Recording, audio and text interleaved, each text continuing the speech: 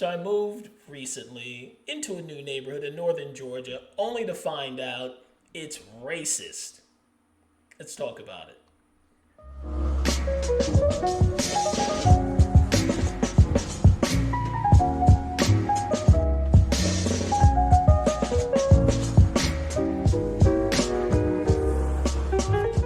Hello, everyone. This is Keith. Welcome to the Ghetto Sapien channel, your home of inner city intelligence. So, new neighborhood. Left DeKalb County, Georgia, moved to Cumming, the city of Cumming in the county of Forsyth. And nice neighborhood. Don't have the white picket fences. Most of the homes are white in color, folks, not ethnicity. But I found out I now live in a racist neighborhood. I should throw up the quotation marks. Racist neighborhood was a tradition within, especially on my wife's side of the family. It's become our tradition as well. Is each family will host like either Thanksgiving, Christmas, or New Year's dinner. So everyone comes over, you prepare the meal, the whole 9 yards. People take more food than they came with. They get out, and that's the routine. It's a lot of fun. Have a good time. So this year, my our household is supposed to host Christmas dinner, and when my wife started calling, relatives, say, "Hey, come on, we're gonna have it here." One relative said, "I'm not coming to your Christmas dinner because your neighborhood's racist." That was news to us. My subdivision that I live in now is only about 30 homes here. And I would say I met one black family who's they're closing, I think, this week. They're across the street. Nice Trinidadian family. I've met about maybe 4 or 5 white families. And I'd say every other home in this subdivision is East Indian. This place is mixed like mad, which I think is a wonderful thing. I've been to gatherings and parties and get-togethers and dinners at different families, different households in this subdivision, way more than I ever have in my old subdivision in DeKalb County. It's not even close. I've met people, different cultures within India itself, which is a great thing to learn and to experience directly. Um, we have, of course, white people, and there's two black families and whatnot. But look, racism, or anything like that ain't the issue in this subdivision, and for the most part, not in this county either. Because I've driven around, I haven't had one instance where I felt like I was being threatened or ignored or abused because of my race at all. Most of the people are very friendly and very nice.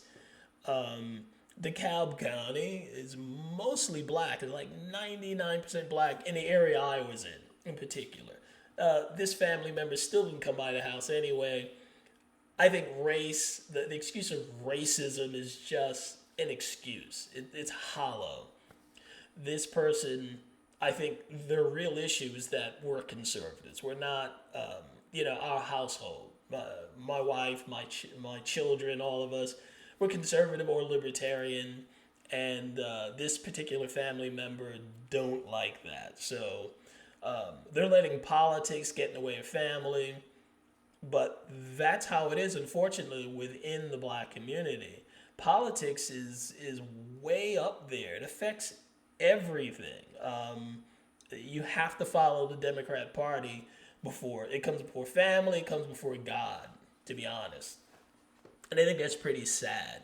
I think the reason why the, the black community on the whole is doing so poorly economically is because they place politics above all else. Placing politics above all else is you're cut off from certain resources and certain traditional um, ideas um, um, that help other communities. For example, East Indians deep in the family, Latinos the same thing. Family comes first. They are big into traditional family. Husband at the head of the house. The woman runs the house, and the children follow the parents. My entire subdivision is nothing but intact families. Some of the families are pretty big. The surrounding neighborhood, from what I can see, mostly intact families. There's very, very little single parent households here. Economically, this county is one of the richest, if not the richest county in Georgia. And I think a lot of that has to do with most people have intact traditional families. You cannot compete economically or in many other categories if you are going to continue to create single parent households.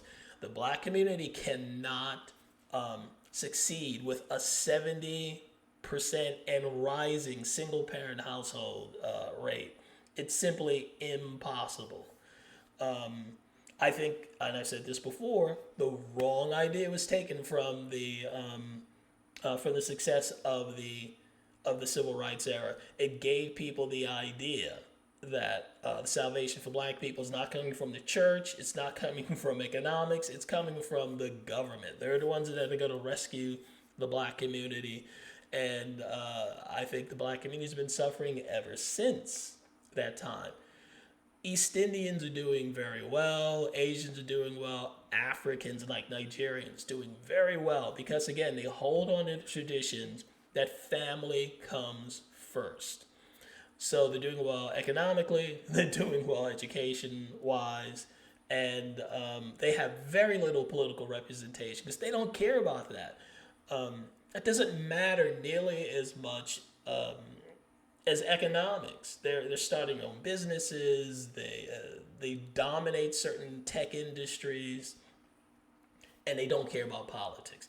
Black people, on the other hand, got the idea that the more people they elect, the more mayors, governors, congressmen, senators, the better off they'll be. There is absolutely no evidence that there's a connection between political power bringing you economic power. It's, if anything, it's the other way around. Build yourself up to an economic independence. You can buy any politician you want after that.